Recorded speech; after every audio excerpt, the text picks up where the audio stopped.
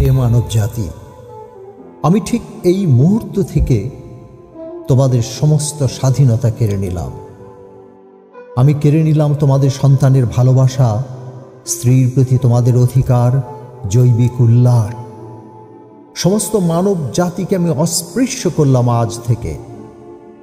সন্তানকে তার মাতৃস্তন্য থেকে বঞ্চিত করলাম, পিতাকে তার সন্তানের আলিঙ্গন থেকে এবং বন্ধুকে বন্ধুর উষ্ণ সান্নিধ্য থেকে বঞ্চিত করলাম। আমি তোমাদের পাখিদের মতো আনন্দময় জীবন দিয়েছিলাম, আরও দিয়েছিলাম আকাশের নীল, অসীম জলরাশি, বনরাজির নীরবতা ও অগ্নিময় শক্তিও দিয়েছিলাম। আজ থেকে আমি অবরুদ্ধ করলাম তোমাদের, কেড়ে নিলাম সব কিছু। স্মরণ আছে, আমি শিখিয়েছিলাম তোমাদের পাথরে পাথর ঘষে অন্ধকারে পথ দেখতে, নিজেদের অগ্নি বলয় থেকে রক্ষা করতে এবং কর্ষণ করে ফসল উৎপাদন করতে শিখিয়েছিলাম। আমি তোমাদের বেঁচে থাকার যুদ্ধে টিকে থাকতে, মহামারী থেকে রক্ষা পাবার শিক্ষা দিয়েছিলাম। সমুদ্রের বৈরিতা উপেক্ষা করার জন্য প্রস্তুত করেছিলাম।